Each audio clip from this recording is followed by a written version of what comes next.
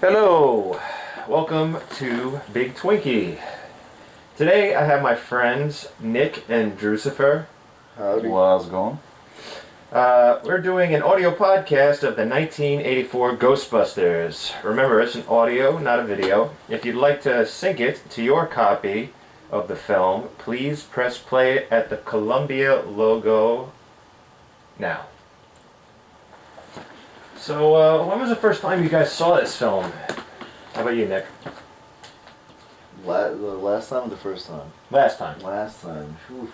Did I say last? No, first time. Yeah, first time, but that's even harder. I'm not gonna lie, yeah. Man, dude. Okay, just so you guys know, I think there's almost a 20-year difference between the two fellows with me. We're coming in on a great shot of the New York City. No, I'm sorry. New York City Public Library. Oh, the library. And here we have Alice Drummond, who is our librarian. Hold on, you just fast forwarded. And she has since passed away, sadly. Oh shit. But the cool thing about this library is I've been there multiple times with the Ghostbusters, and not much has really changed. That's good. Yeah. Kind of creepy. Yeah. Just a little bit. You know what I mean? Like, It's what does it is that Elmer Bernstein's score. You know, like he was really good at these, really, haunting parts. mm-hmm. And this is all old school trickery. This is just on wires. These books. You can see as she's turning around, like what the heck was that? Very nice. But I mean, imagine if you were there by yourself. Yeah. That's kind of creepy. That's a little creepy looking. Yeah, sure. Huge. Honestly, to back to your first question, the first time I saw this movie, I definitely was at a friend's house on VHS. Huge Ghostbusters fan. He's the one that introduced me to it. And man, This is just more simple tricks. Like the drawers were being pushed out from a guy behind, and somebody with a straw was just blowing out the cards. you know what? I heard that. Someone told me that once, that they're just blowing it out. And it was done actually at the end of the production. They were doing reshoots because they couldn't figure out how to do it at first, and they were just kind of rushing through this film. This film was green-lighted in '83 in May, and here comes the first scare. We don't know what it is yet. And that great Ray Parker Jr., comes in, which it was a real battle with Ray Parker Jr. actually, and Huey Lewis's song "I Want a New Drug," because they honestly do sound really familiar, but they settled it out of court, so I don't really have a stance on this. And now we're here at Venkman's lab, and obviously he's not very popular. Dude, let's be honest though, how many made for film songs are that popular? And the song was on the top of the charts for something like 16 weeks, I believe. And now we have Venkman Tasering here. people. We have Stephen Tash and Jennifer Runyon, who still looks beautiful to this day. And you can see why he crushes on her so hard. Well, also because he's kind of a perv, but, Hey, he's just a guy. Yeah. And obviously is just giving her the advantage here when she obviously has no psychic ability. Let's be honest, that button is just a little too low. Yeah. Alright, she knows what she's doing. And he's only showing him the cards and just kind of saying that she is getting them. I love how the gum just falls out of his mouth and he Puts it right back. Smiling at her. You got this, babe.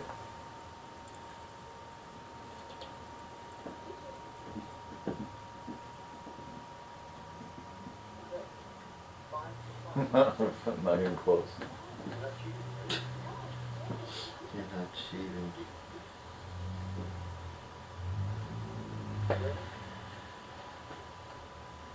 So I get a lot of vibes from the beginning of the film that it's kind of got this almost Animal House-like thing that you got going on.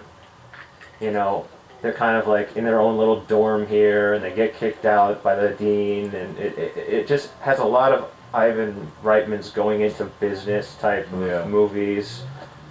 You know, a lot of these movies are always like that underdog story. You know, everyone's against them, Yeah. and they end up coming up on top. You know, because they're.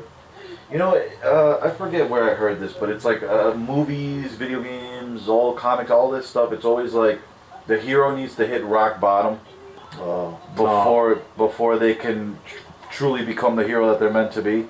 Yeah, Type of thing. I understand that. And you know, obviously, you saw in the beginning his door said like "burn in hell" and all that stuff. Obviously. Oh, because later in the film, he says, "Pretend that I know nothing about metallurgy or physics," and honestly, he doesn't. You know, he basically, as you know, Ray says, is you never studied.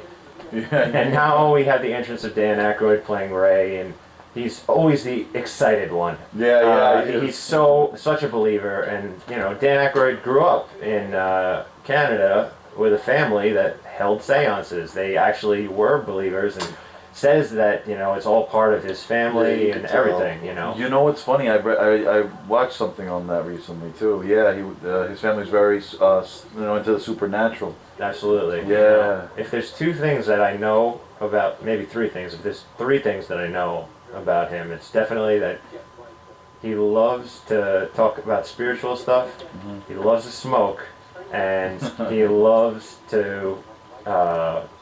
I'm sorry, not that. He definitely has some. He's somewhere on the spectrum. Yeah. Because I've met him before, and Oh shit. he's a very fun person to talk to. Mm. He has some type of Asperger's. I don't know, but you know, he's still a great human being, and there's nothing. That's wrong cool. with That's, him. that's cool to know though that he's because a lot of times you meet your heroes, and they turn out to be total jerks. Right. You know what I mean? So that's cool. That's good to hear at least. You know. Yeah. Oh yeah. Listen. The only person I met that was. I don't want to even say he was a jerk. When I got Bill Murray to sign my Proton Pack, I got a tip off that he was at a bar, and he said that the only way that I will. Oh, this part's really fun. Yeah. I'll tell you the He Murray. messes I'll with tell you me. the Murray thing in a minute. Ooh. Drops the book on the table. Yeah. Yeah, I know he passed away not too long ago. Yeah. Yeah, he passed away February 22nd, 2014. Yeah, it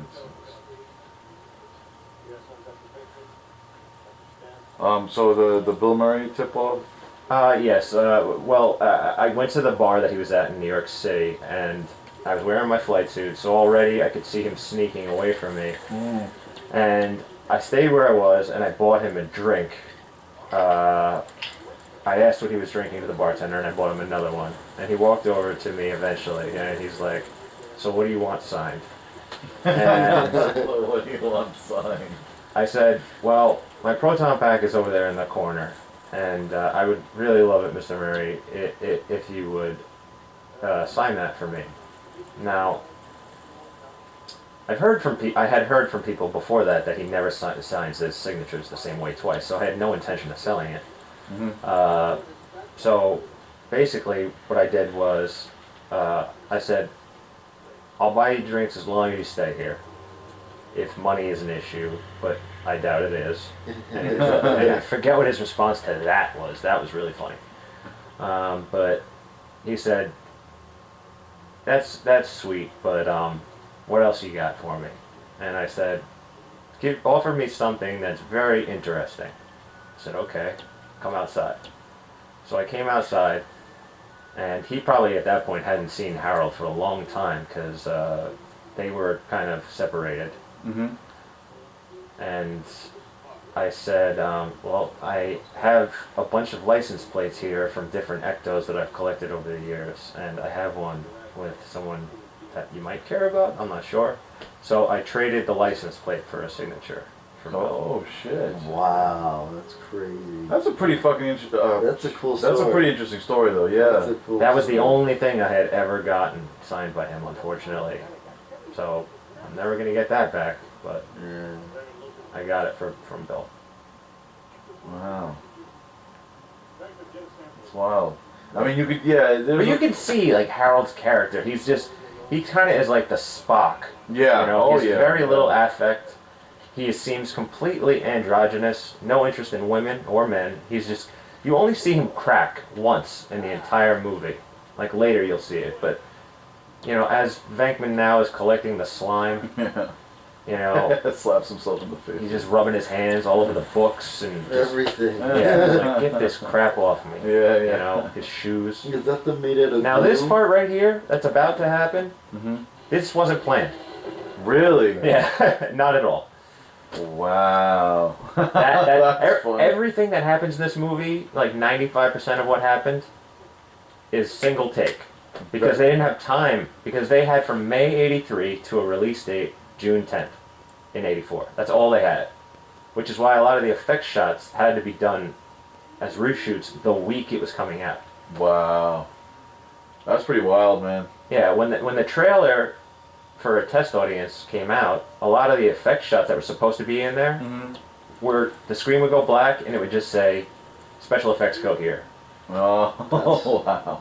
Speaking of special effects, we're on the first- librarian ghost yeah. here, and what the people in ILM, Richard Edlund, had broken away from ILM, and he made his own company called Boss Films, and that's who does all the effects shots in this film, and I think it still looks fantastic today. Pulls them back. The way he pulls them by his ears. So he can That's Ray's weakness. Yeah, You know, yeah. even in the second movie, he says he pulled my ears. Yeah, yeah.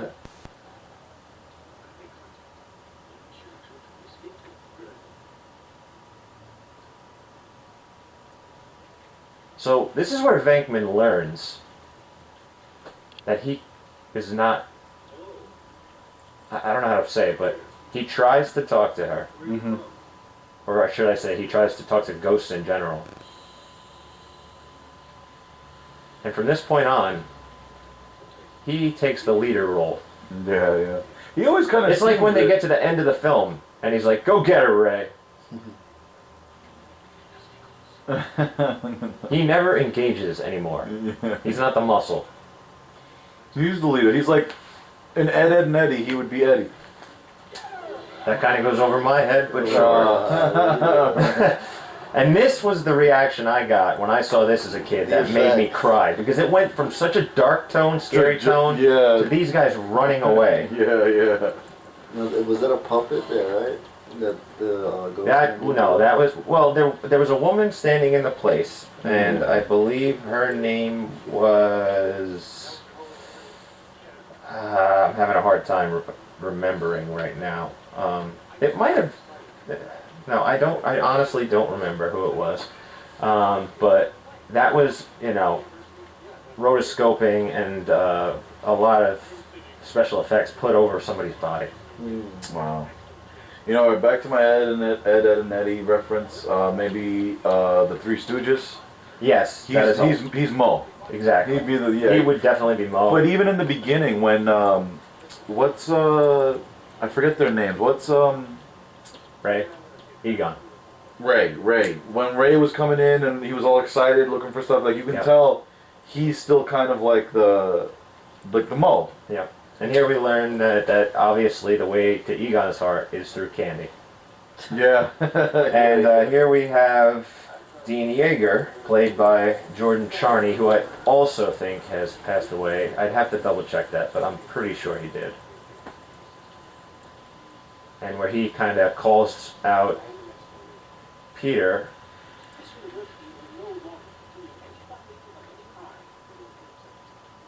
And he calls him, basically every name in the book.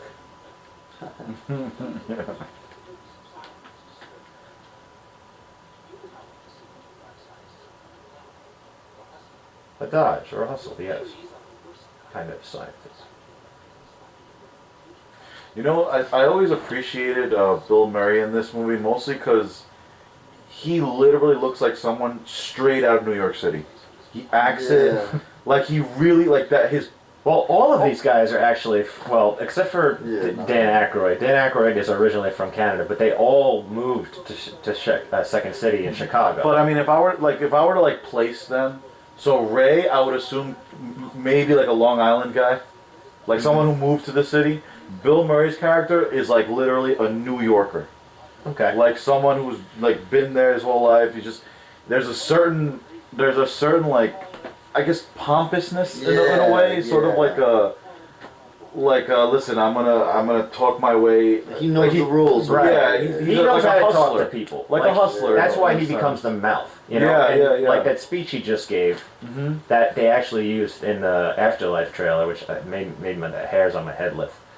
And they're taking swigs of this, and he's with Ray. I'm sure Egon is smelling mold or fungus now, back in his, you know, space. Yeah. Well, look He says, "I don't know." He's like conning And him now into they something. come out of the bank, which we were just at recently, which is actually right across from the library. Basically, these guys are trying to persuade Ray on like how good the interest rate is and don't worry about it, yada yada yada. So Ray's a little disappointed, probably mostly for the loss of the house itself, not so much the money. And Venkman obviously is mostly just interested in the fact that he's going to possibly be able to screw people out of money with this unique business they're about to open. Yeah. God, man, this is. It's been a long time since I watched this movie, man. It's bringing back a lot of memories. Like the whole thing. Yeah. You know, you catch it on TV once in a while, but it's usually like the last half hour. And Egon here and Ray are obviously trying to, Egon and Peter are trying to downplay it and get a better price, but then Ray blows it up completely by seeming so excited. Can we stay here tonight? You know, he's going to get my stuff. Little kid. And then the smile from the real estate broker. You know, there's the line. He says, "We should stay here tonight." And he runs upstairs. So she walks over slowly. Yeah, she's got him. Hook, line, and sinker. And Peter says, "I think we'll take it." Because they knew they were going to, you know, basically get it. But... Oh, there's a little...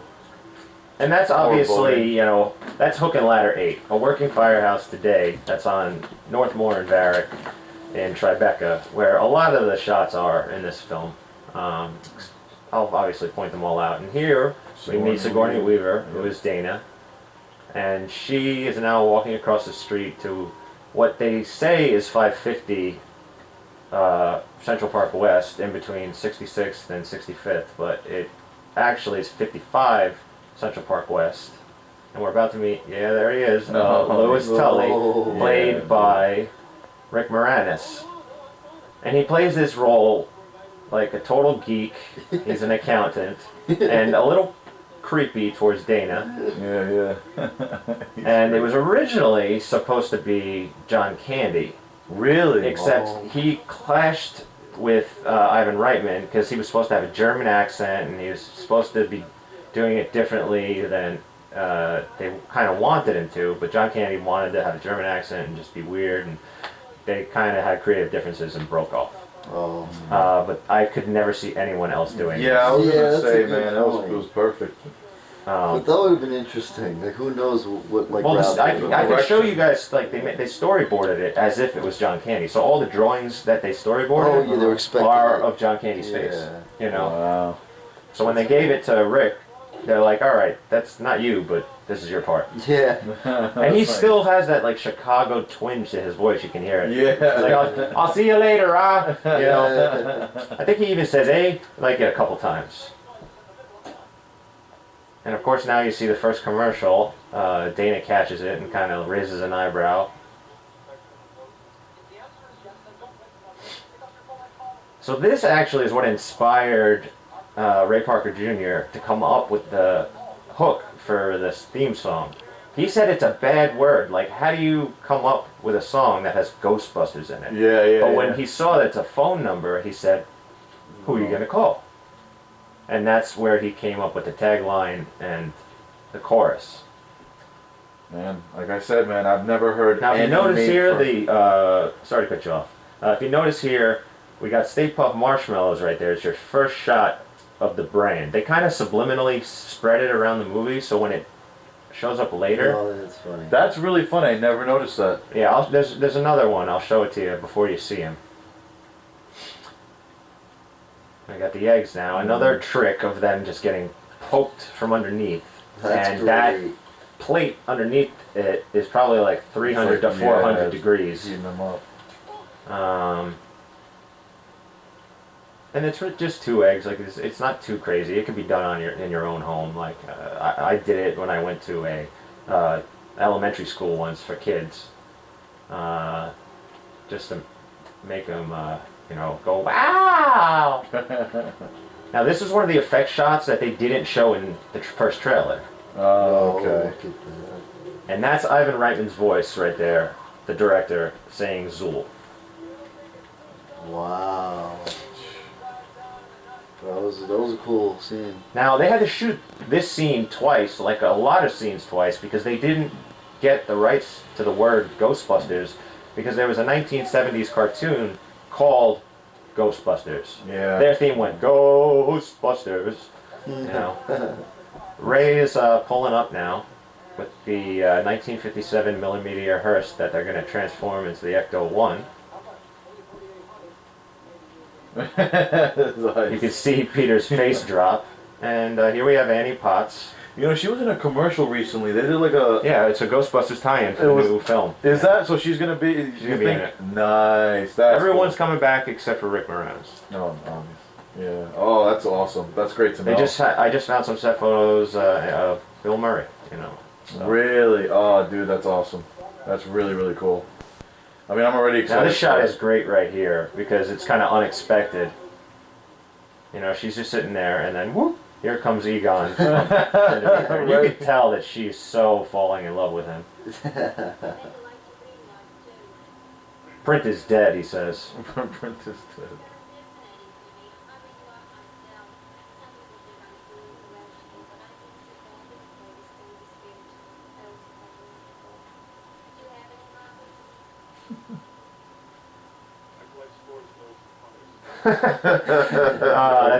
And you find out that that's true. Because when they go to Egon's farm in the upcoming movie, he actually has a section of his basement dedicated to spores, molds, and fungus. That's freaking great. That's interesting. Yeah.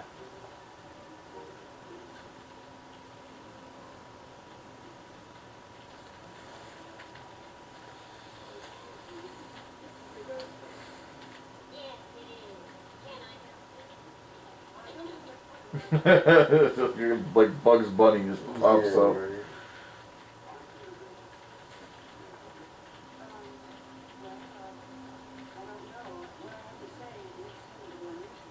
That's all we get here, day in, day out.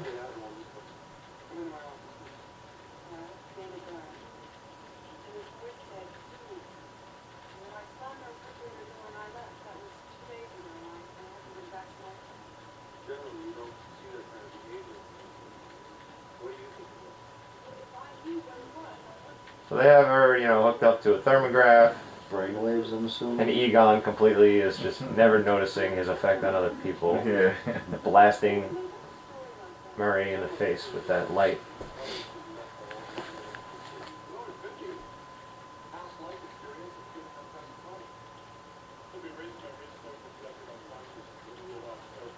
And here's where she's like, I don't believe in any of that. Yeah. She was like questioning. She's watching and walked in. And here you go, Egon snacking again, this time on Cheez-Its.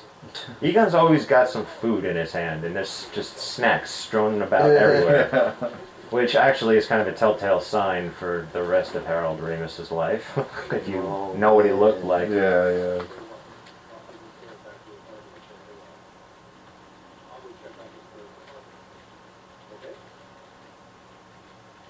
This look is great.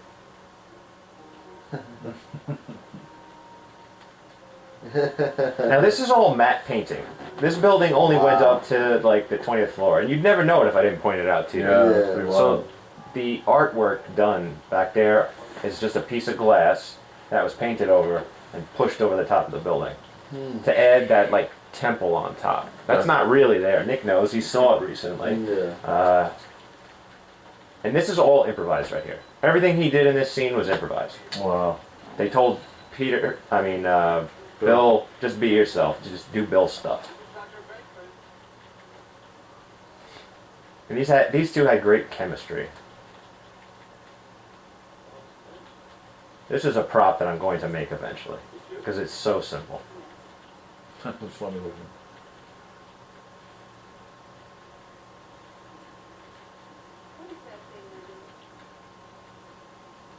He doesn't really even know how to answer her, so he's just like, it's technical. I was gonna say he don't know nothing. That's great. I'm telling you, classic New York. Oh, that's hustler. the bedroom. Nothing happened in there. And then he just comes back. What a crime.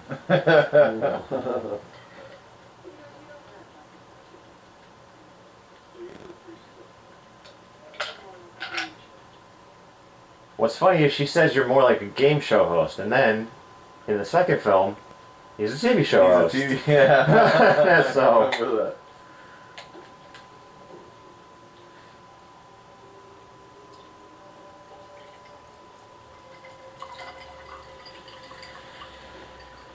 So there's the Stay Puft again.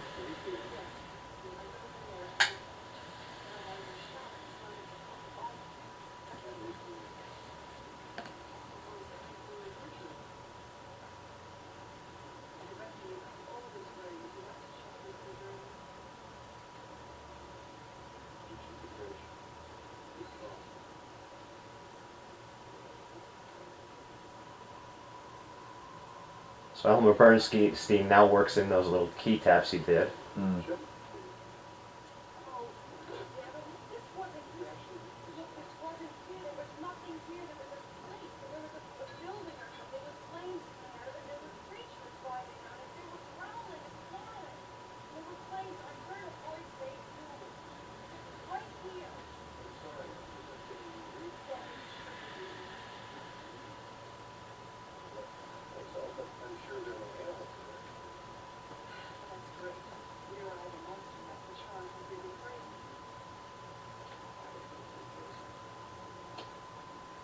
Well, that makes me feel much, much better.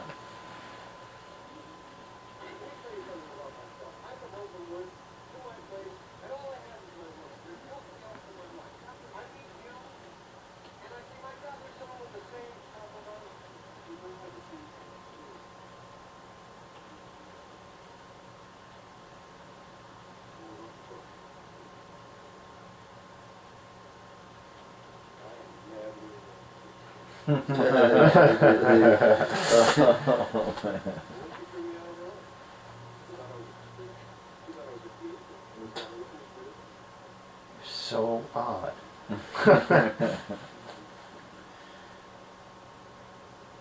Oh, I get it. Yeah. Nuts. See, he knows how to just reel people back in. That's it. That's the classic New York hustler. I'm telling you. Look at her smiling. Like she's got this.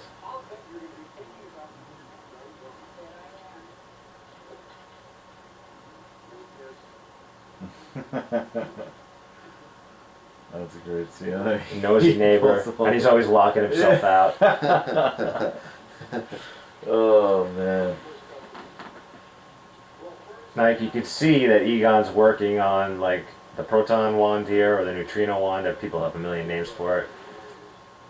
What do they call it? They don't at all. There are very few things that they actually name. They say proton pack. Yeah, that I remember. I think they say thrower. I think they call it the thrower. In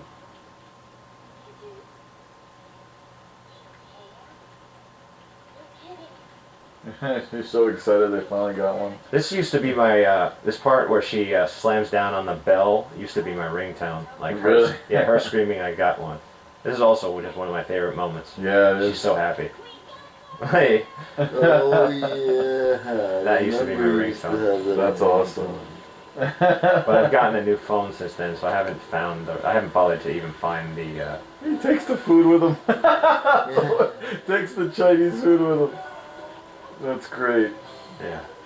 Now, originally, Winston came into the script on page 28. We're on like page 30 something now. Oh, this beautiful car. I love it. Ecto. Anyway, Winston came into the script on page 28.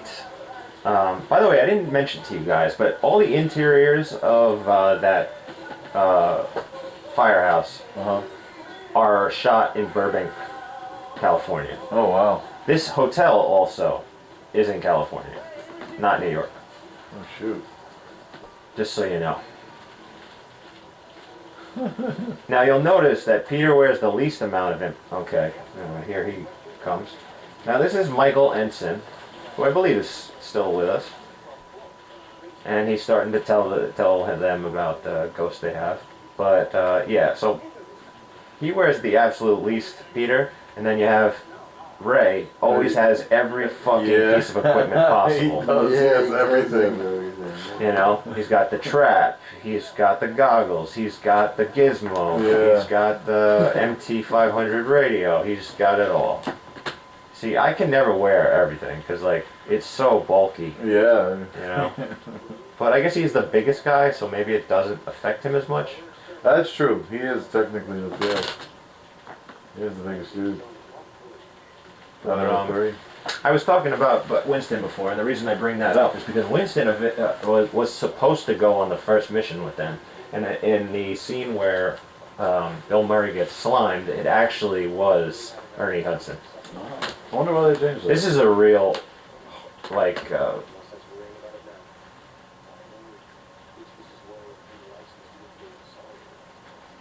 okay, so the first thing they call him is a licensed nuclear accelerator. But this is a really good, funny scene here. He turns it on. And they get scared. Yeah, I remember that. And they're just backing away. God. Now, it's incredible to see them unhook those so easily because I own a proton pack and it is really hard to unhook those things off. They changed them from the first and second movies because the actors are like, no way. Too heavy. The poor maid. Yeah, this woman they destroyed. And she's like, what the hell are you doing? Jesus Christ. But the great thing about this movie is they don't explain what any of these things do, how they operate, and you still don't really question it. No, yeah. You know, I like that, yeah. You know, in Answer the Call, they kind of had like a whole 10-15 minute part where they explain everything, and I think that just is unnecessary, especially since it's a sequel. We know how all this, you know, stuff works. Yeah, you know how it works. You know what's funny, and I never noticed it before? Like, it's so to his character, Bill Murray's. The other two have their pants tucked in their boots, like they're ready for something, and he's just chilling. Yeah, I like that. Alright, so here we have Slimer. Now, Slimer was voiced by Ivan Reitman, but the person who actually puppeteered him is Mark Brian Wilson, and also designed him. I think it's funny. Even like in the cartoon show that came out after this, like Slimer became like the mascot. Yeah, pretty much. Yeah. Slimer runs away. I love the And face. it's the more and more I hear interviews with Ivan Reitman and watch this, I'm like, damn, that really sounds like Ivan Reitman. That's so great. Oh, this is a great scene where Egon is the PKE meter is starting to go up a little bit, Yeah, and he and realizes he pokes this guy. So again, he doesn't realize, like, it's to him. Yeah, he's just doing Trying what it out. he's doing what he thinks is to do what he's got to do. So Slimer stops there. Now, the thing about Slimer is you couldn't actually move the puppet. You could just stand there with him and move the arms. So Mark Brian Wilson would be moving him, but like in scenes where you had to either move him forward or backward, they would just put him on like a dolly, or if he was running away, they would move the dolly backwards. So he's never actually moving. Oh. Look Comes at out. that. He just stands there scared. Slimer also, I said this already actually, I told you that Ivan Reitman voiced him. Slime. So this was supposed to be Winston. Winston was supposed to be slimed here. That's awesome. And Bill Murray did this like take a few times, and I think he said things like, I've been gooed Oh, I think you're right. You know, like he said a bunch of different lines. And then Slimed was the best He one. slimes Just me, that. yeah. Slime. Yeah, I love the puppet that they used for Slimer. Yeah, Yeah, I it's, just it's love really the good. mouth, you know? And then the second film, they kind of made him look a little bit more like he did in the cartoon. Yeah. Because the cartoon came out in '86, so. Okay. Yeah, I remember that cartoon. So here we have the Ecto goggles, which is pretty much how they look. I mean, I have a pair of these. Mattel made a great bunch of props, replicas. He's still As if Slime. there's another ghost. He's Yeah. like, yeah, that's the one that got me. Yeah, that's the one that got me. I like how Slimer just looks like this big turd Yeah. floating around. And they, you know, they're still kind of like not sure how to do this, so they're just Yeah. destroying absolutely everything in the building. But they know enough not to that they can't cross the wires. No, Egon hasn't said that to them, but he's about to. Oh. Oh, there it is. And here's where he says, I'm fuzzy on that.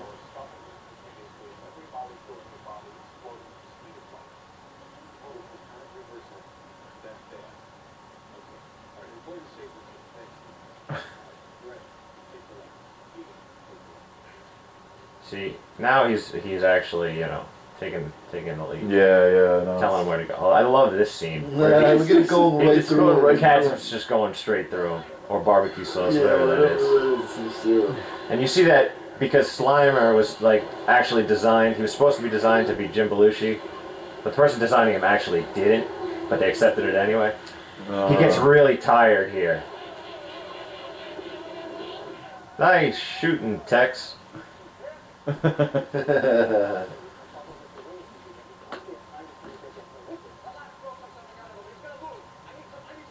He's just like panting up there, like.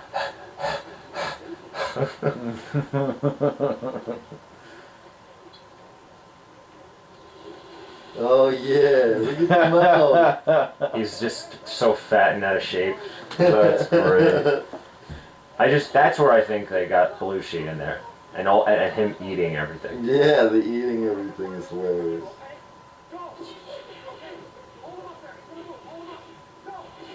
And I love the sounds he makes. Get the doll moving around. See, there he calls it positron collider, which is technically the most accurate term for what they have. You know, because I watched a video once on could it be made, and it could be. You actually could make that, but it would cost like $6 million. And the beam would be just a straight beam. Because this technology was built in the 50s. Wow. The trap, I don't know. I don't know if you could build the trap. Because the whole idea behind it is that ghosts are made of negative energy, and they're shooting a beam of positive energy. Oh wow! See, I didn't know any of that. Yeah, well, that round part on the back is supposed to be a cyclotron, and what it does is takes neutrons, spins it at the speed of light, and then that comes out of the wand.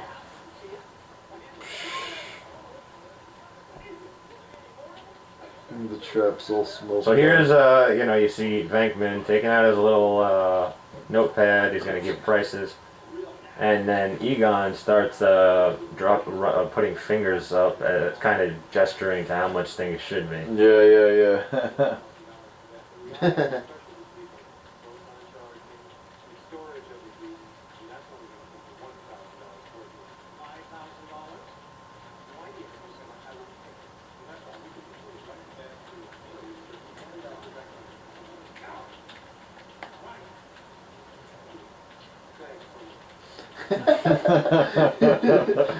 There's the New York Hustler no again. That's so good. What's funny is, if you guys notice, they went the wrong direction. Yeah. I did notice that. They're not going to the exit. So you see Dana is noticing. I love this guy behind him who just stops. Right? There's always someone. Yeah. So now business seems to flourish, and we're getting these montage, Ghost Fever, Grips New York, and there's a couple scenes that were cut out here actually. This scene right here, where where they're in Chinatown, there was a scene there that they filmed, and here we got Larry King playing himself.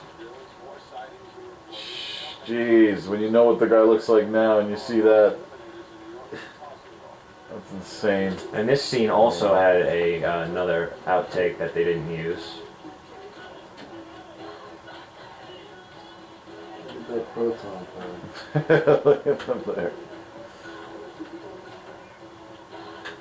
Yeah, That's those a are great really little funny. cartoony, yeah. Little cartoony. So as you can see, Winston really got screwed because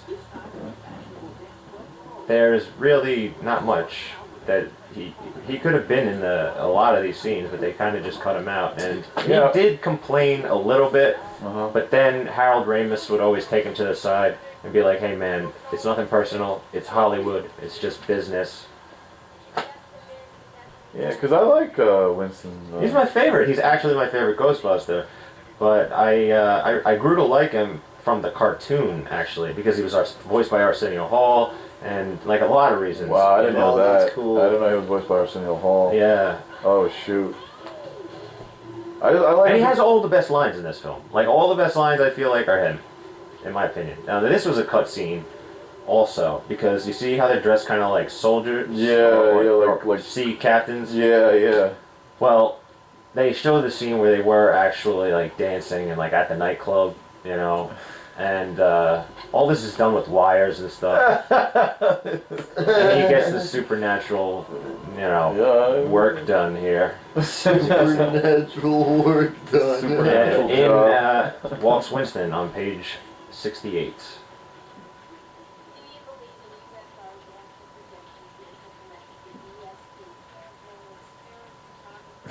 The look on this, he's just like, what the hell?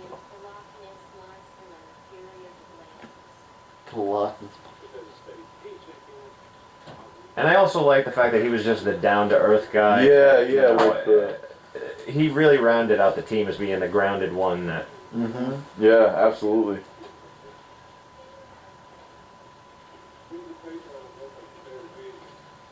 I like the prerequisites that you have to believe in the Loch Ness Monster. Yeah. Everything. Literally everything. There's really not much of an application process. It's just like, all right, there you go. You believe it?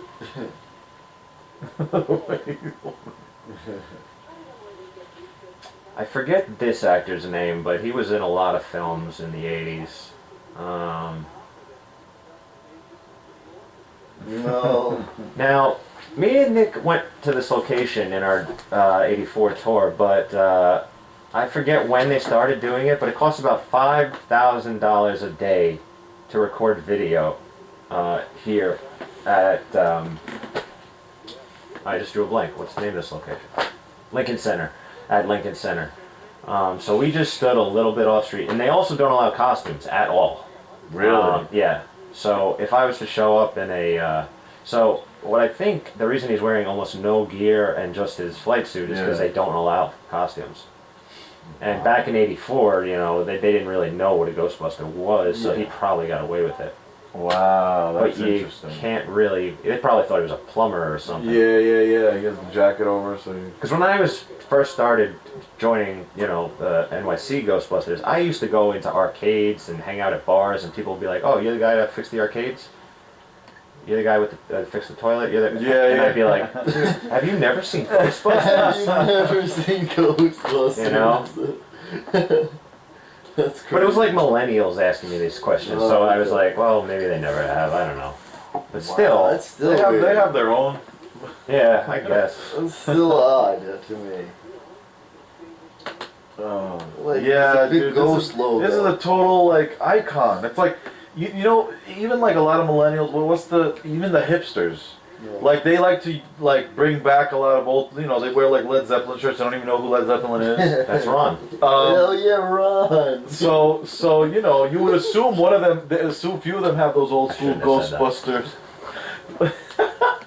You would assume a few of them have like a Ghostbusters shirt or two, just to be, you know. Yeah, but they would wear it ironically. Exactly. Exactly.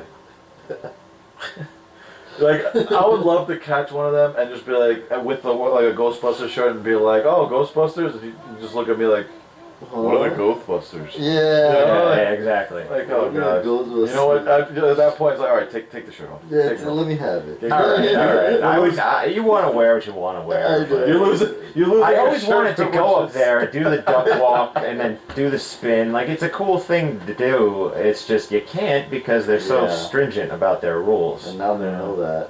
Now comes a great line that is the inspiration for my YouTube channel that's coming up.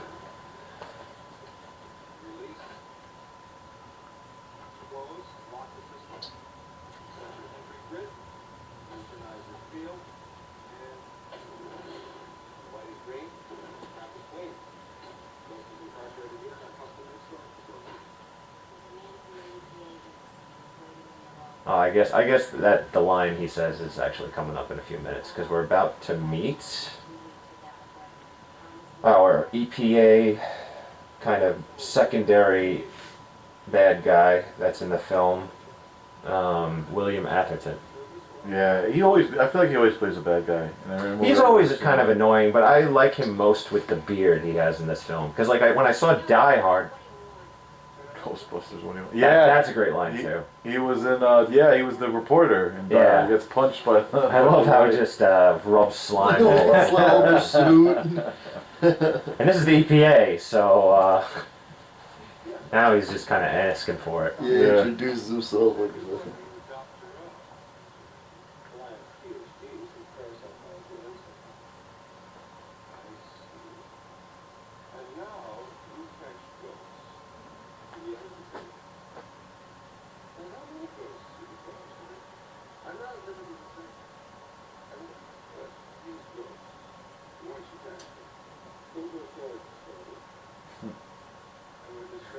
She just peeks over. Yeah.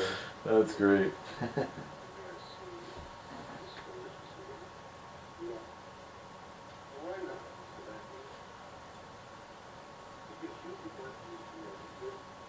I like when he asks what the magic word is. Right? Who doesn't know that anymore?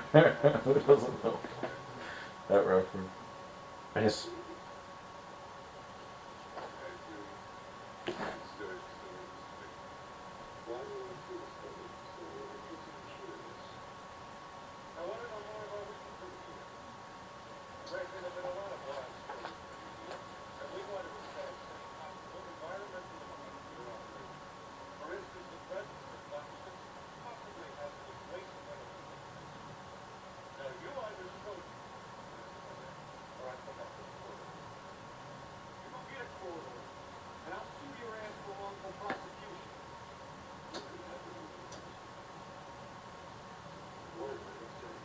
this is the scene.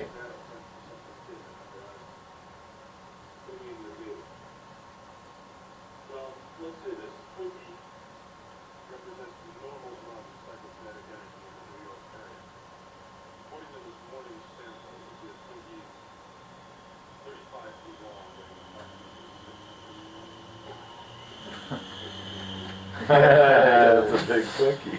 Yeah. So thank you, Ernie Hudson. Thank you, Winston. That's a big Big Twinkie. That's great. What about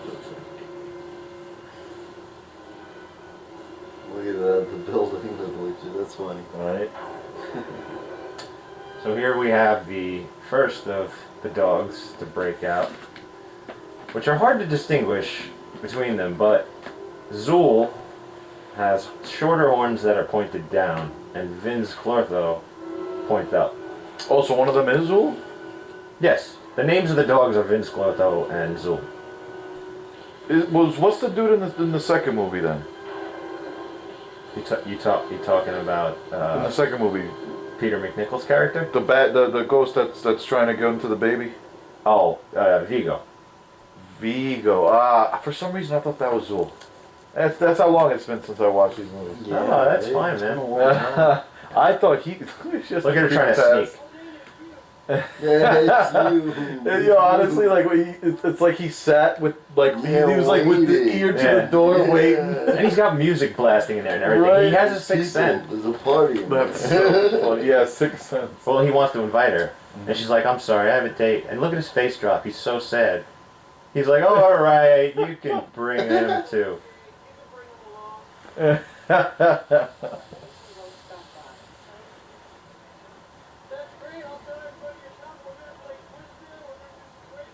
Twister.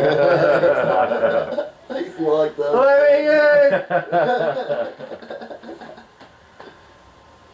So that's great.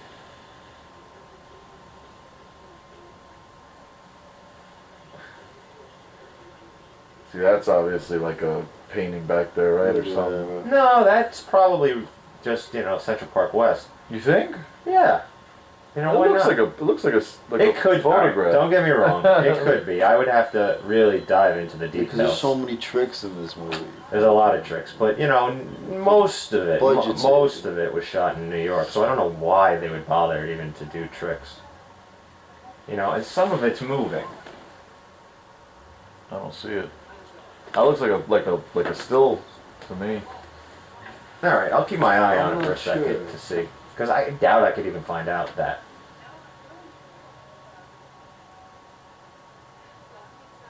I don't think they would have gone to those lengths, because they used this building and the interiors, I'm pretty sure, for whatchamacallit. Actually, you know what? I don't think they use the interiors. Let me strike that. I'm not sure. But they replicated exactly how it is. That's for sure. Because I have been inside this building. Wow. I couldn't, you can't go in there with the gear on, but... Because Calvin Klein has lived there. Who else has lived there? Just say a lot of celebrities. Really? Yeah. In this hotel? It's extremely expensive to live on Central Park West. I feel like this one specifically might be more expensive because it's right across the street from Tavern on the Green, which we're going to see in a few minutes. You'll notice now that the Vince Clortho one is gone. So we don't know where the second one is.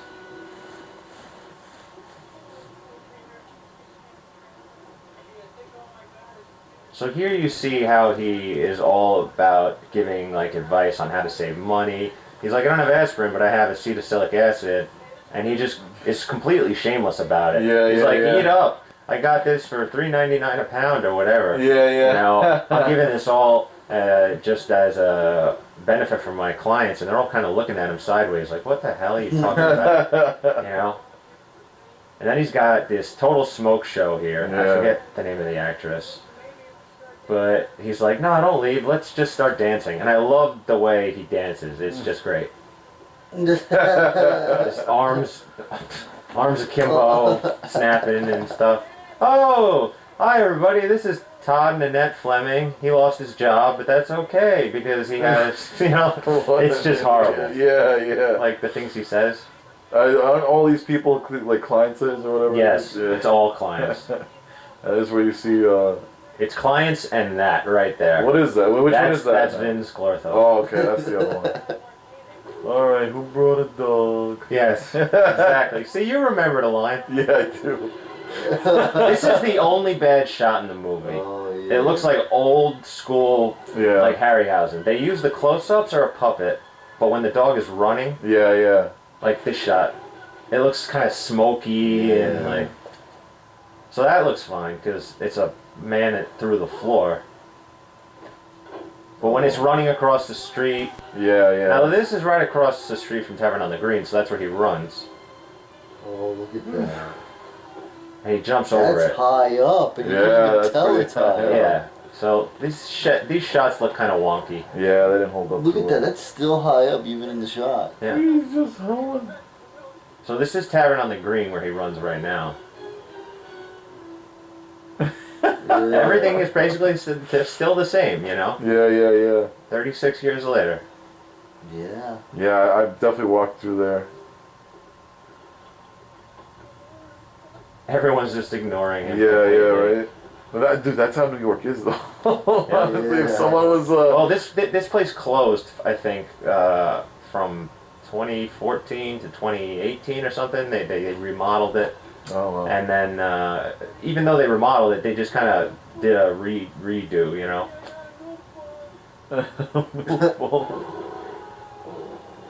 So this possession scene, just drops.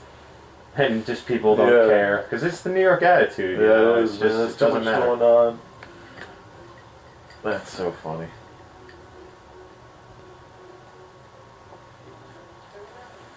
I like this scene when he sees her, the possessed version of her. Yeah, yeah. So he's starting to put two and two together. Yeah. He's like, well, it happened. Okay, it wasn't her apartment, he says, so what the fuck? Alright, no problem.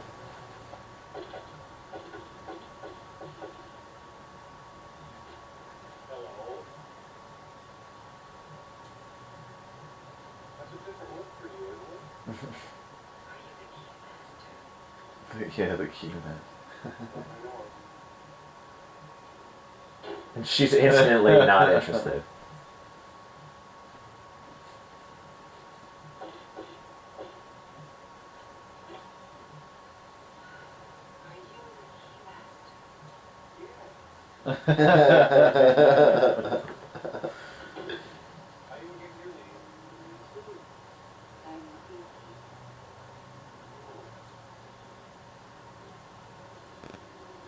So they use something called Methicel for the slime. It was basically this chunky.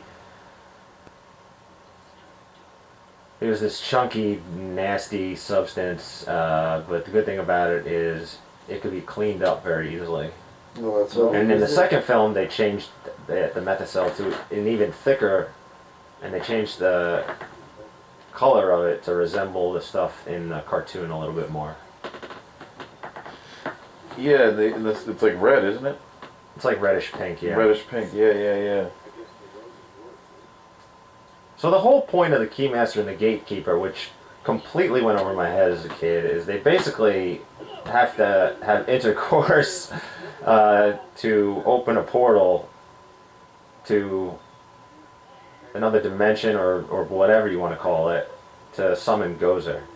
So this scene, kind of the whole point went over my head. Because I was just into it for the comedy and the action. Yeah, obviously when you're little, Yeah. you don't think of that. I mean, Nope, not at all. But this is where you get Venkman's actual. You find out he's a good guy. Like, he knows something's wrong with her, so he's not taking advantage of her.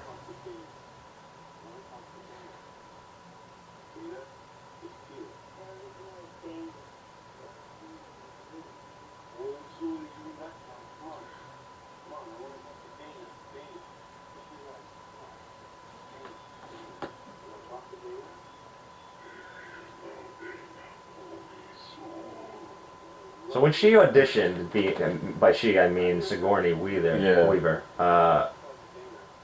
and they were skeptical because they're like, well, she's known as this female icon character. did she? Did this come before Aliens? After.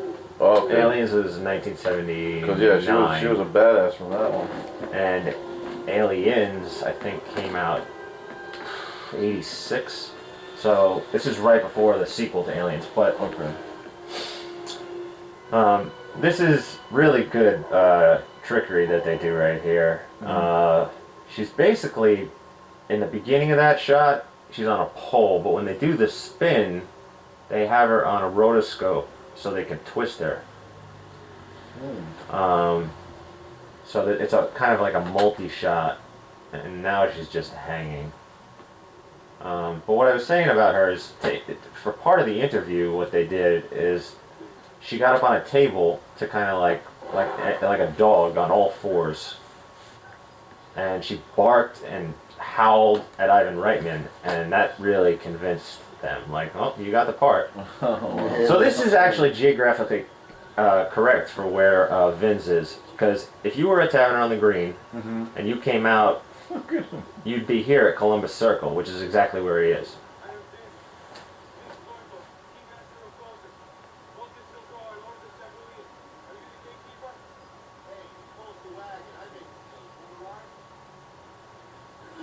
Now, the actor that just spoke to him was actually a taxi driver in Ninja Turtles. All prisoners of be released. Yeah. Wait, I'm sorry. That dude, the carriage guy? What was he? You know what? I'm not gonna... No, I'm sorry. He's a taxi passenger, and he was also the voice of Raphael in the cartoons, and he was in the Raphael suit in the Ninja Turtles. Oh, wow. Oh, that's cool. See, that's another movie I have not watched since I was... couldn't even tell you, man. Yeah. Oh, I'd be happy to do that one too. Less of the... I know even more. Younger. Well, do I know more? Probably not as much, but I know a lot of stuff about that film too. That's awesome.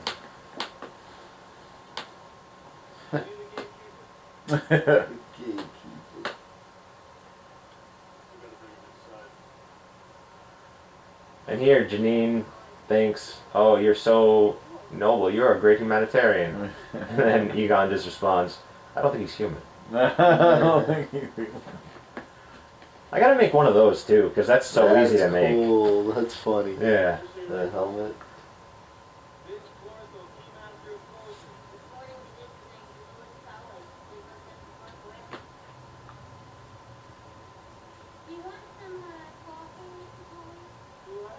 Yes, have some.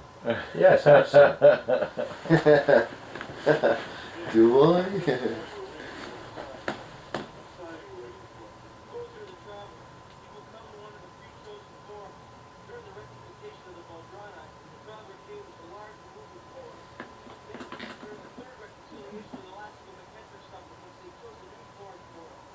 I love how they're heating the coffee. Yeah, I was just gonna with say the Bunsen burner. with a Bunsen burner. That's great.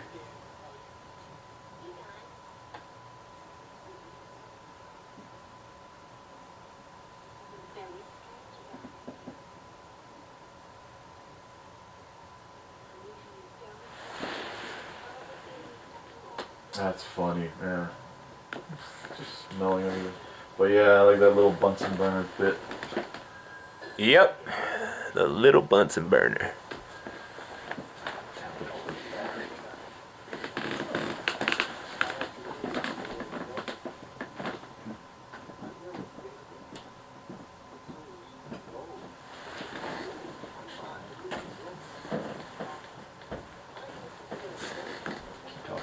Yeah. Look at that phone. Right, wired. Actually, no, that's not true. What am I saying? I have This looks weird. I don't know. dude. There's like an air humidifier. It almost looks like remember those phones that there weren't buttons, there weren't dials, there were just like the that thing you spun. Crank. I don't even know what that would be considered. A dial? No. No. I honestly don't know. I don't know what those things are called. Wow. Those look interesting though. Yeah, right? I wouldn't mind having one I of know. I those. was just thinking about that. Like, it's kind of cool. Like, I remember it just takes so long to dial something. Yeah. You know what I mean? It's like you wait for it to go back. And Yeah. if the number had a 9 in it, a 9 or an 8, it was like Keep going. God. It's so funny, like the cigarette smoking in this movie. Right? And it's only these two. Yeah. It's only these guys. I love them. Well, I mean, Ray, right? Yeah, this is another great speech from Winston. I don't know if I'm biased or what, but I really I like a lot of the things he says. Because I feel like he doesn't say much, he's not in the film much, but the things he does say are really cool. I mean, I really like his character, like, for the fact that he's not one of these scientists guys. Yeah. Like, he's not part of that group. That's cool. He's kind of just like the average, like, blue-collared working dude. That's really cool. 'Cause it makes it like kind of relatable, I guess. Yeah, exactly. Like, he was just a guy looking for a job, and he just stepped Yeah. you know, the Ghostbusters Goes world. into that. One more That's just his luck. That is. That's so funny. Yeah, he's like the average guy. It's funny, yeah, and then that scene, like we watched before, where she's just, do you believe? And then she names like every single mythical thing in the world. Look at this, it's a steady paycheck in it. Unbelievable. Great. Oh, here we go, this dude again. No, yeah.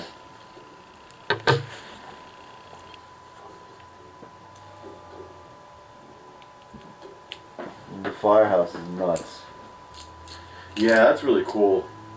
Being a firefighter there must be freaking... Right? Oh, those are the best guys. They're so like understanding of like all the different groups we have, and they're really cool. You know, this is where Peck now is gonna try and take these guys down. Hold on. I need this to go on the camera. She's like, Oh wait, no. sorry. Hold on. Let me get this from this side. So her voice is fucking. Yeah, it's great. Everyone likes Janine's, you know.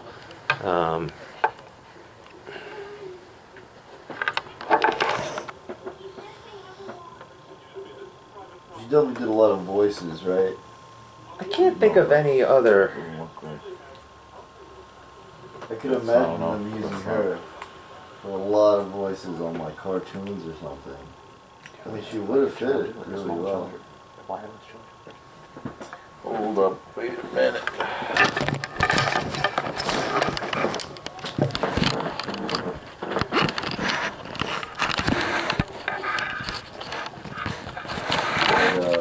I like the equipment all on the shelves. Yeah, it's just there's so much stuff to look at. Like if you look at the shelves there, Yeah. while he's talking to Venkman, which by the way, Venkman in this scene, he actually gets serious. But in the back, you see like traps and like all this stuff that they haven't used.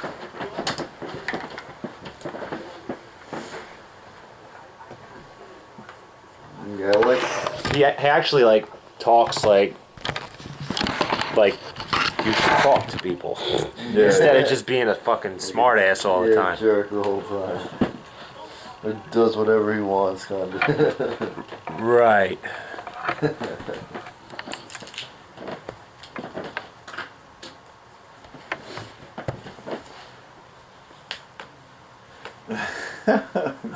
What's that actor's name?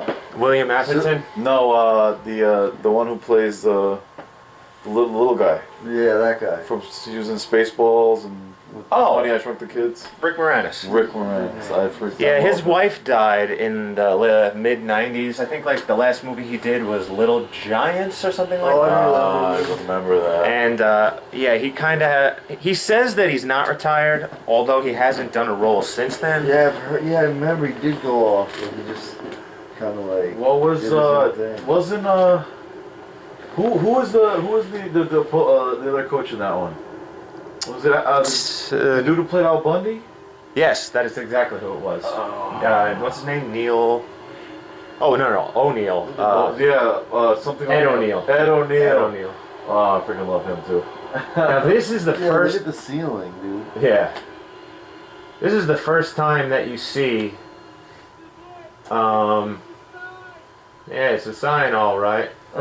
Sign we're going out of business. Now Winston and Ray show up. I don't know if there's a recording. How do you think they did that ceiling explosion? It was just done by Boss Films, you know. It's rotoscoping, and you know, they put plates over it. Yeah, well, it's just same way they did the proton packs. Oh, okay. So here he is, getting mad for the first time. Yeah. Look at that one cup. Where he's like, your mother! Yeah. You never see Egon. Yeah, you never see him lose his cool. Yeah. That's great. So this is the song Magic, which was not done by Elmer Bernstein. Hold on, quick. Before, when all that was going out, and there was that. Was that a Stay Puffed? Yeah, I meant to point that out. I caught that. That was a banner of Stay Puft. So we've now seen all the Stay Puft like hints that they go through. And this shot coming up is like, yeah, the ghost that flies out of this. I think what has come out of the containment unit is basically, you know, taking shape of whatever it wants, because now it's kind of just a god-busting movie at this point. It's not really ghosts, you know, like, because now they got to go after these gods from Sumeria and Mesopotamia, you know? Yeah. And, you know, they kind of have to put the pieces together, and, you know, they will in that jail scene coming up. You know, like Slimer's back. Slimer's eating hot dogs. It's the best. There's a great scene coming up over here where the wall explodes.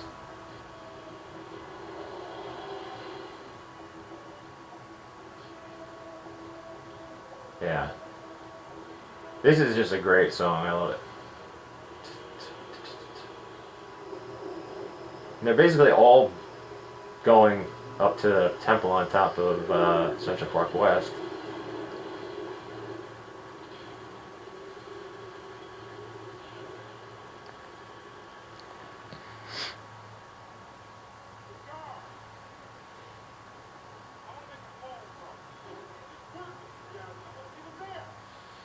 I wasn't even there. So Ray and Egon are looking at the plans. Yeah, they're trying to figure it all out. Winston's just frustrated. Dude just trying to find a job and gets him in jail. No, they never ever made them like this.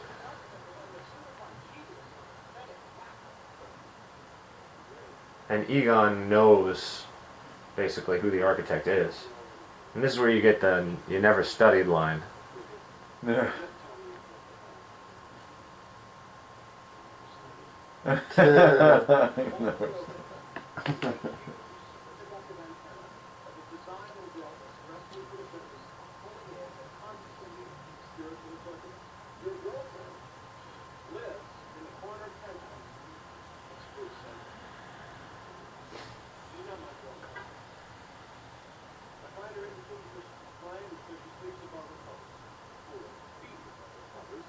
Four feet above the cover.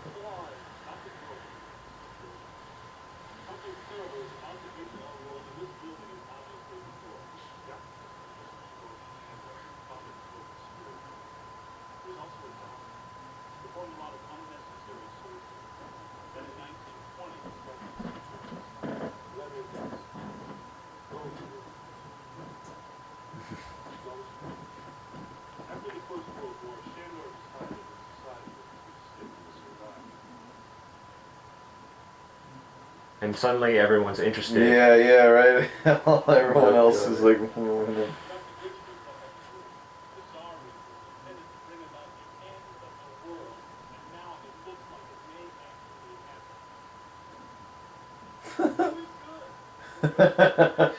Whoa, somebody's coming.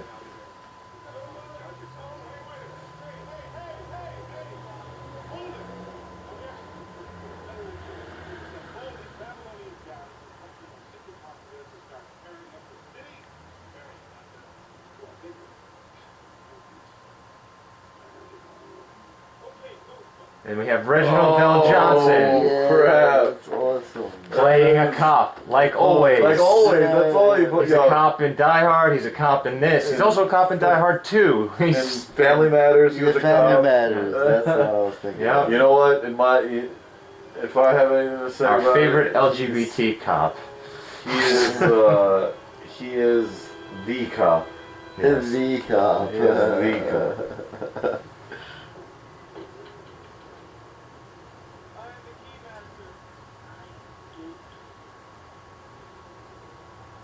And these two finally get together. Oh Look on man, his that's face. hilarious. The look. How did they get that not to blow open and see her?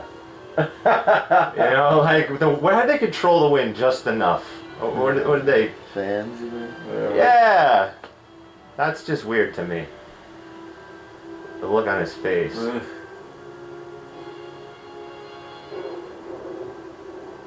I bet Rick Moranis was like, "Oh my God, that was great."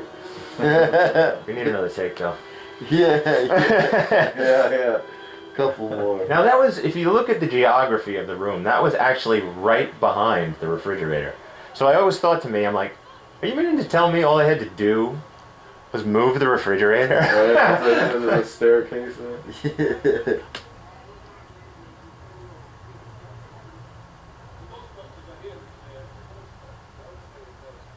Okay.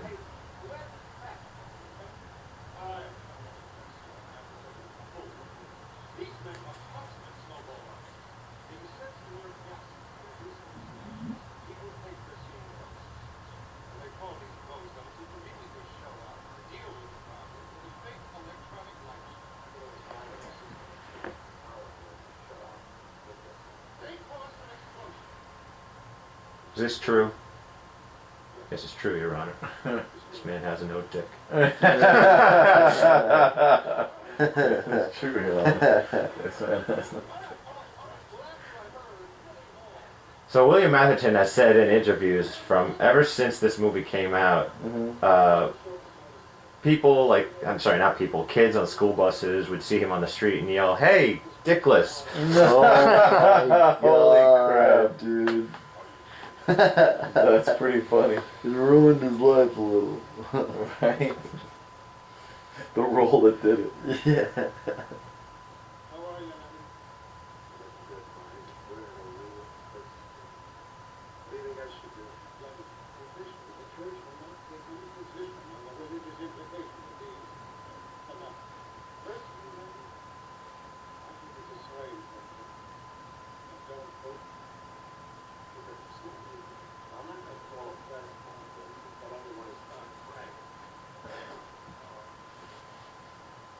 Another great line coming up.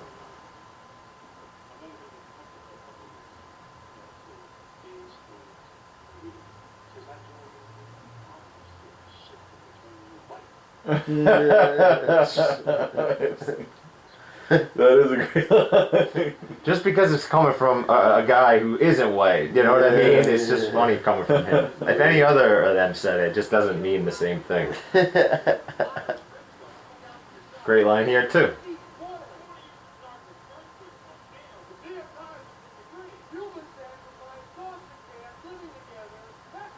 And that was completely improv right there. You can see them behind him, like trying not to crack. Dogs and cats living together. Plenty.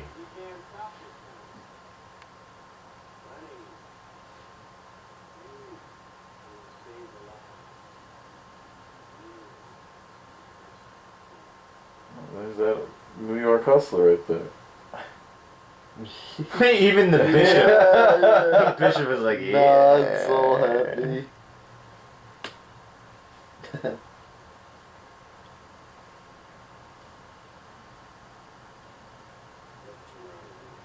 Yeah, you know.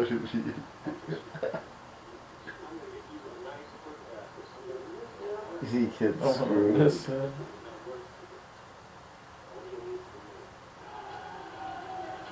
This is a great song here. bring in the National Guard here. Well, they just need a police escort to get him through the... Like all the Yeah. chaos, yeah. It's a long drive from City Hall to Central Park West, because City Hall is all the way uptown, and now they gotta go to downtown and to the... Well, I guess it would be to the left from where they are.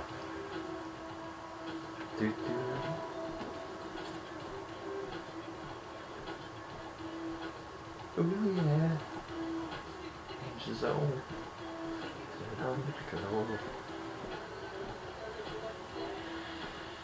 Now, when they shot this scene, this was right before they got the license for the name Ghostbusters, like days before. Oh, okay. So they shot this twice. Save a good day. Wow. So what happened was they had to shoot it twice. One where they're saying Ghost Smashers, because that was the name they were going with as a secondary name, and one with Ghostbusters. So when they filmed the one that said Ghostbusters, the crowd went crazy and was really into it. And the guy who was the production manager ran to a payphone and got on a phone, and he's like, we got to get the rights to this. And the person who used to be on the production had now become the head of Sony. And now Sony owned Ghostbusters, owned the property for the name. So they called up from Columbia, tried to find out what they had to pay for it, and they let them use the license for this movie. So it was all serendipitous, like the way it worked out. You know, I can't even imagine. Ghost Smashers, yeah, right? Ghost Smashers. Ugh, that's horrible. Such a difference, you know. Right. It's so funny how big of a difference. Ghost Smashers. You know, like Ray Parker Jr. even had to like make the song that way too. So it was just like so doubling anytime they used the word. Throw a warning in the back.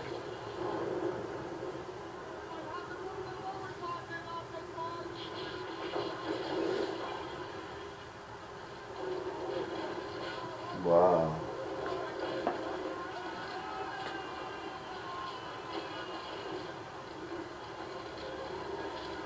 Look at that. The floor breaking is So this good. shot is actually from California, when they remade the entire front of the building and broke the floor. And these guys all, you know, fell in and stuff, because there's no way that they would have been able to, you know, do this in New York. City. Because no they did do the drive up through Central Park West. Yeah.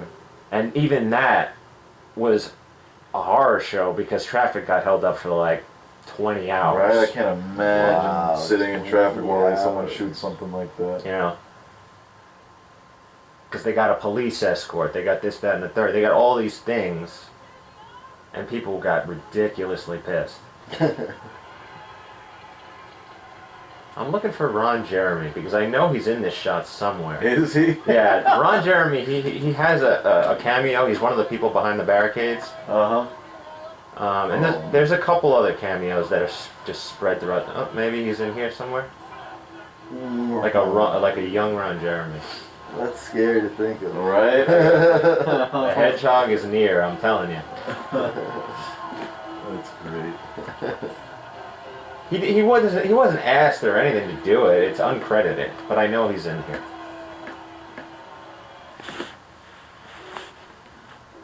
Okay, so the top, all the way top there is all a mat, because this building only has, I think, 20 floors, 18 floors, or 19. I don't know. It's not no more than 19 floors, but this building in the film goes up to like 22 or 23, I think. Oh, okay. And then there's the whole temple on top, so it's made to look much bigger than it is. Alright, so like as a kid, I had no idea what they were just waking up from. Yeah. I didn't even think about it. Like but his pants, is the belt buckle on? No, the belt is off. Weird, yeah. Is the belt off? I didn't even notice It's that. buckled. It's unbuckled. Yeah, it's unbuckled, but the pants seem to be on. So, yeah. It wasn't too bad. Them going up the stairs. Yeah, so from this shot on, it's all done in Burbank.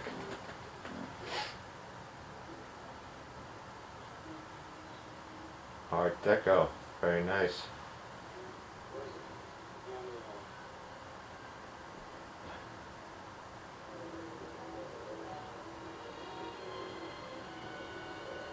His face. Such a silly guy. Rick Moranis, man. Yeah. He's great. And you know, when you really think about it, there was this movie had some serious names in it. Yeah. They weren't serious at the time. At the time, but you know what I mean? No, I know exactly what you mean. But people only knew, you know, Ivan Reitman. Harold Ramis as a director. Yeah, no, I remember that. And Dan Aykroyd and Bill Murray they knew from SNL, and Bill Murray had done a couple of movies, and Ernie Hudson was straight from TV. You know, if you watched I think it was Nighthawk and what was the other show he was on?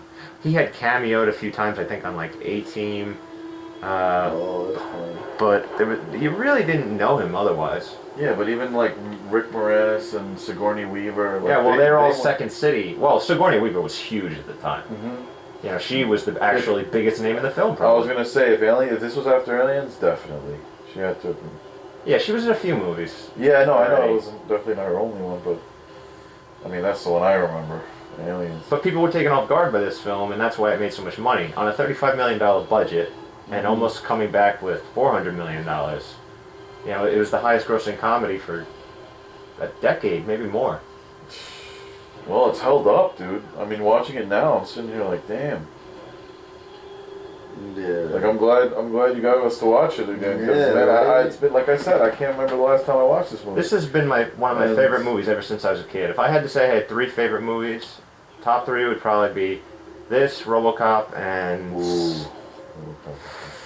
it's hard to pick a third because there's so many. Like I Yeah. want to just lump all the Back to the Futures together, or lump the first 3 Star Wars movies Oh, together. yeah. I don't know. Like it's hard to pick. You know what? I recently watched those original 3. Oh God, those are phenomenal.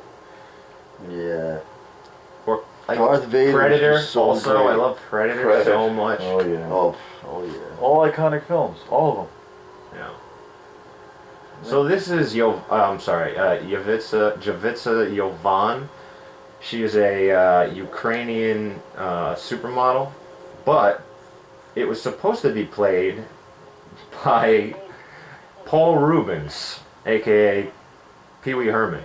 Oh, can you imagine? That would have been Because the great. whole point of Gozer was that Gozer was supposed to be a character that was androgynous. They were going to put him in a business suit. No, that's funny. Yeah. Now the voice of Gozer is also Ivan Reitman. Oh no! I'm sorry. It's voiced by who does the voice of her? You're the designated representative. That's great. Patty Edwards. Patty Edwards is the voice. But her costume still to this day is amazing. And we have the famous question here: are you a god? And Venkman is nodding, and he says no.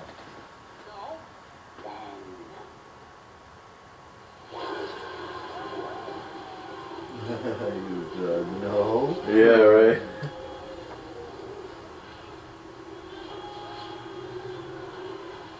It's very interesting.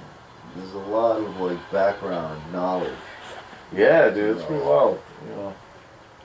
Like, how in the depth whole it god goes. thing. So you'll notice on his trap that we just saw, there was no wheels on it. So he was wearing a prop trap there that was just made out of hard foam. That is You're another God. great Winston line. If you're a god, you say yes.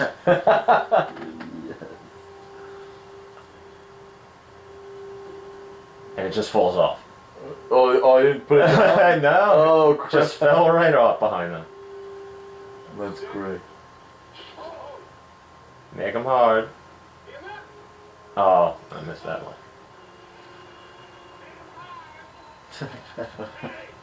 Make them hard. Make 'em hard. That's great. Good. Yeah. See, I wouldn't caught that when I was a kid. Yeah, right. No, not at all. I probably didn't even know what he was saying. Now that's all Matt up there.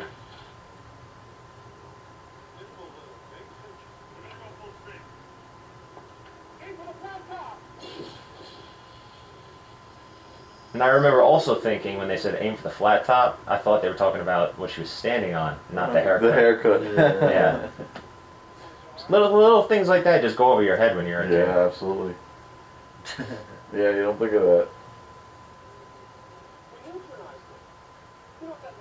Because anybody who had that haircut when I was a kid, I just called it like a kid and play. That's what I used to call it. That's great. I mean, I never saw anybody that had that haircut that was a white dude. Never. Arnold Schwarzenegger had something like that. What? Maybe in Red Heat. Yeah. Oh god, that was another one. I remember, It was never that high. Oh no, it was never high. No, you're right about that. It was never high. They had to use glue to get her hair that high, actually. Oh shoot!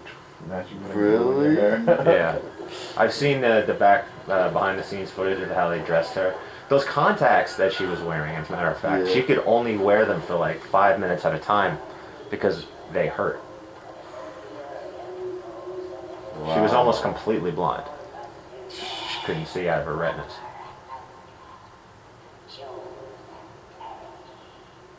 What do you mean choose? We don't understand.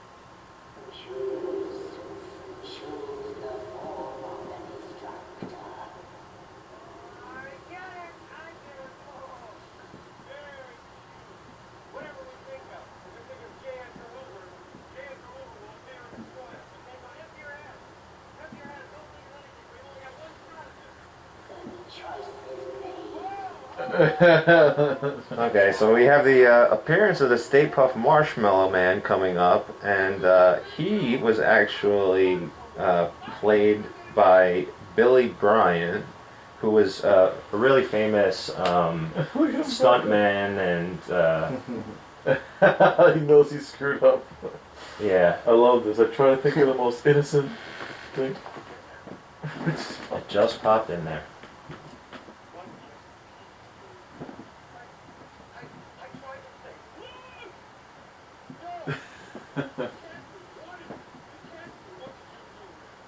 This was the second scene in the trailer at the screening that they had to cut out. So you saw the top of his head. It was like a little tease.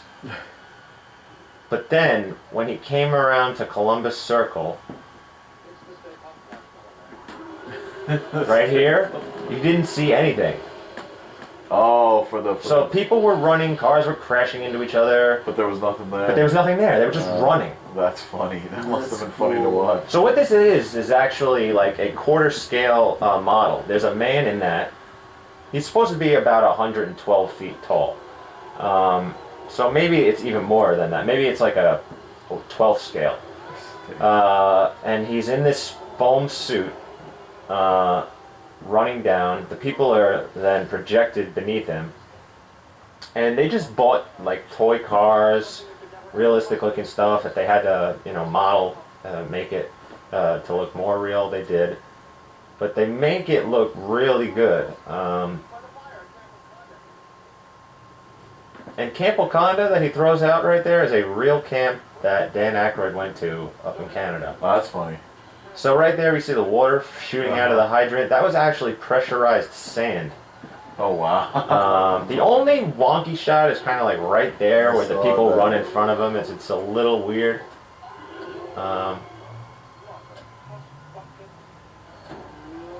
Another great shot here of him stepping on the church.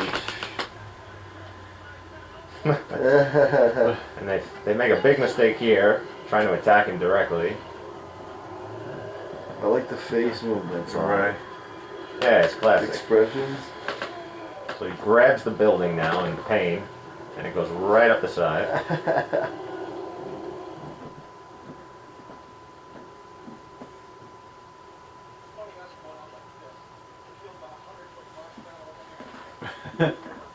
Marshmallow Man.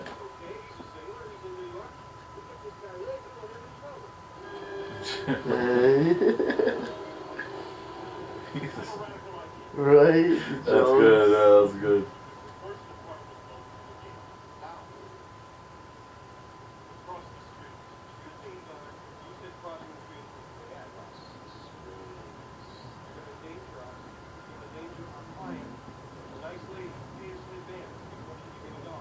Before she became a dog. By the way, guys, did you notice that the dogs are gone? Yeah. They're just. What happened to them? They went into the people? No, No, like Vince Clortho and Zool, the dogs that were right next to her, when that chick came out of the meaning door. Gozer, where did they go? Yeah, there they are still. I'm sorry. I thought they disappeared. No, because they went back in those little positions, but. They're the Guardians. Yeah. So this is a great shot where they cross the streams.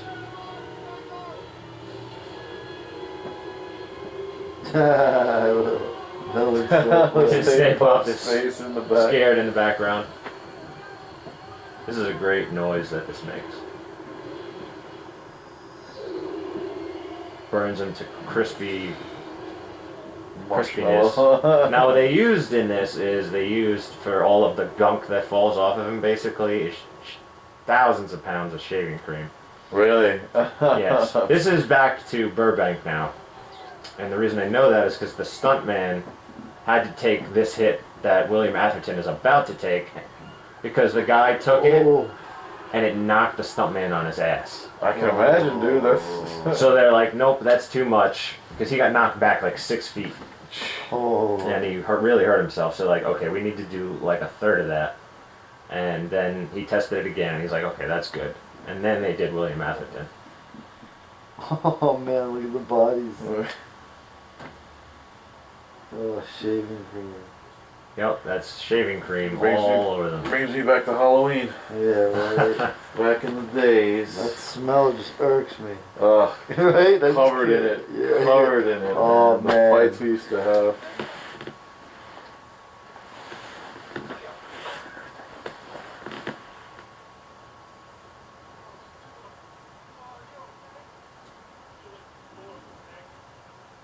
That's a great line too. I feel like the floor of a taxi cab. Like I had no idea what that meant when I was a kid.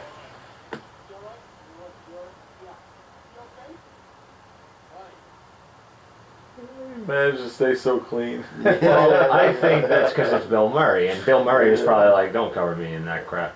Oh, Good yeah. point. That's a good point. That's as far as he went. Yeah, because they were complaining throughout the entire shoot of this about how uncomfortable his packs were, and so many reasons, so many reasons, and things. Wow.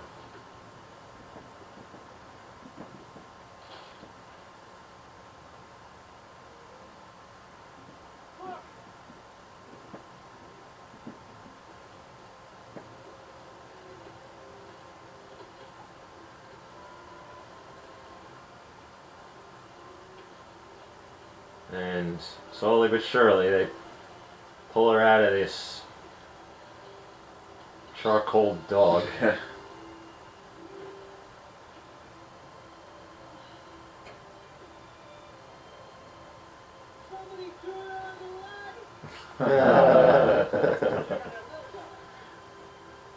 Like, that joke is lame. I'm Yeah. sorry. Even for 1984, that joke is lame. Just with him though, it works. Yeah, maybe. You Because- know what? That's a good point. Yeah, because it's him. Because Yeah. it's him, I guess he could get away with it, maybe. But It that just is matches always him. lame. It's just so his style, like fits the way he looks Somebody and turn on the light. everything. Yeah, yeah, right. It just fits him.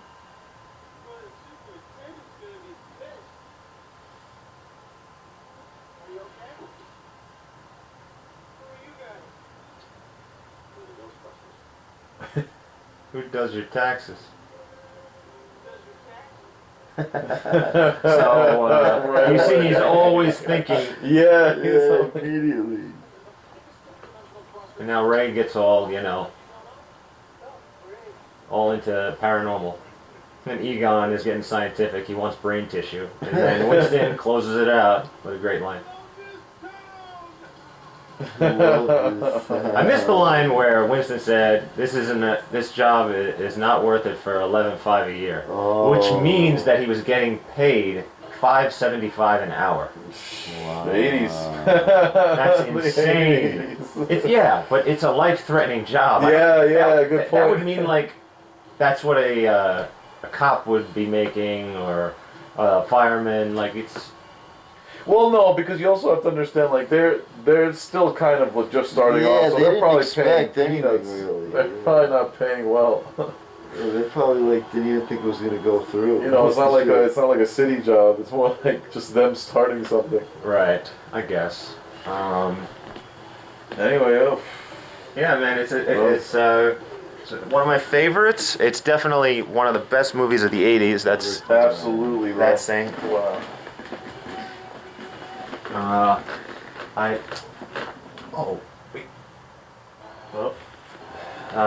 I just did something I didn't mean to do. But I like how the credits are though. Where Yeah, it right. Like they're continues the still kind movie, of. shows- They don't do that anymore. Yeah, They don't do yeah. stuff like Yeah, well, in the second one, in this one and the second one, they kind of do that thing where. Now, there was a cut scene between these two where they're dressed similarly, meaning Egon and Janine, and they actually.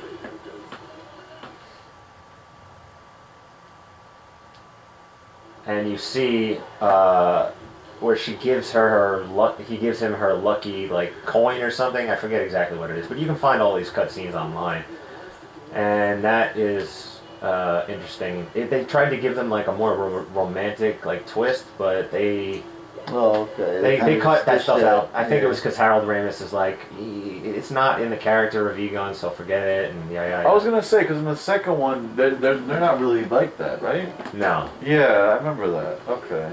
They turned it to Lewis then. You know? Yeah. So that's pretty much the end of the film. They pull away here, and then we get one more tease.